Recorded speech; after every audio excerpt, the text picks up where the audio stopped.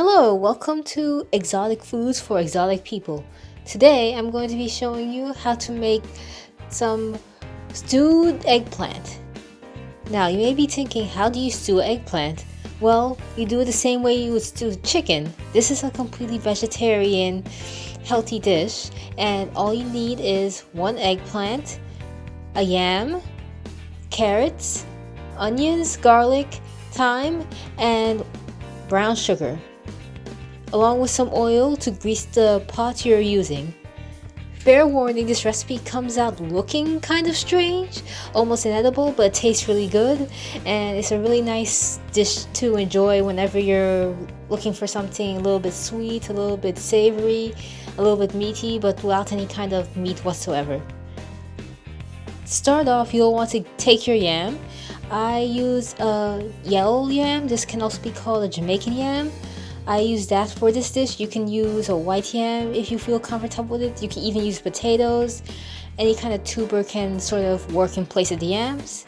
So I took a yellow yam and I washed it out. I cut it up into several pieces after peeling it up, and I put it in a steamer. This yellow yam is supposed to cook for about 30 minutes, 30-ish. You can cook it for longer if you want it to be softer. I decided to cook mine this long just so I could have it almost cooked in preparation for the stew. So you'll want to take your yellow yam or your white yam or whichever one and place it in a steamer and just steam it for a little while. While that's going on, you'll want to go to your eggplant, carrots, and onion, garlic, thyme, and brown sugar. Take your onions, garlic, and thyme and just cut up the onions, cut up the garlic, make sure the thyme is clean, and cut up the eggplant. Whichever size, doesn't matter. You can use as much eggplants as you want. I use one because you want to proportion it properly in accordance with the yams. Depending on what kind of stew you want, you can have more eggplant. It'll be more of a gooey stew, or you can have more yams and have it be more starchy and fibrous. I took my eggplant and I cut it up into several pieces. Next, I cut up my onions, garlic, and I made sure that the thyme was clean. For the brown sugar, I took at least a half teaspoon of brown sugar and I set aside for later. It's good to go back and check on the yams during this time. If they are halfway cooked or mostly cooked, that's good. You can take them out and put them aside. You can't eat a yam when it's half cooked or raw, so you'll have to cook it fully. But if you're using it in stew, it will cook further in the stew. So if you're using the yams in the stew, you don't have to worry too much about it being 100% cooked, as long as it's halfway or more. But you don't want to eat a yam completely raw or even partially raw. Get a pot and coat it with oil, just enough.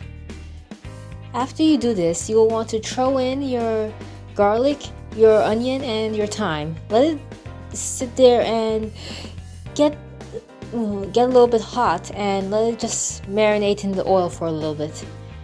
After that, you'll want to throw in your brown sugar, and when you do this, you'll want to keep some sort of water source nearby so you can throw it in when the brown sugar starts caramelizing and getting dark and liquidy. When the brown sugar starts to do this, you can throw in your water and you will have the beginnings of the stew. Next, you will want to throw in your eggplant. Just throw it in and let it cook there for a little bit, and while you do this, you can then focus on your carrots. You'll want to peel your carrots and chop them up into tiny little bits. Again, you can put as many carrots as you want or as little carrots as you want. It's all up to you and what you want in your stew. The more carrots you add, the sweeter your stew will become. When you have your carrots chopped up, you can just throw them in the stew, and then you can just throw in your yams. Let all of these ingredients cook for a little while. You can let them cook for about 30 more minutes, an hour, depending on how much eggplant you have and how much water you have. You'll want it to just keep cooking until it starts simmering down, until all the water mostly dries up. During this time, you may need to stir the stew because depending on how high you keep the flame, it can end up sticking to the pot. So either lower it down if it starts sticking or constantly stir it. After your stew dries down enough, you can take it off the stove and you can put it into a bowl or a plate and enjoy it. This stew was actually a bit of an experiment. I had never cooked it with Jamaican yams before, and I decided to see how it would turn out with these yams.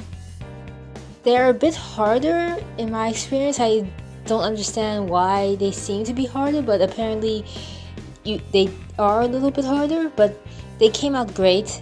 I chopped them up into smaller pieces and put them in my stew, and they came out pretty good. If you want, you can add spices to the stew in order to flavor it up even more. I added some basic pepper to it, as well as salt. You have the choice to do whatever is your stew. And despite the look, it actually comes out pretty good and it tastes pretty good too. Hopefully you all enjoyed this recipe, and I hope you decide to make it in your own homes.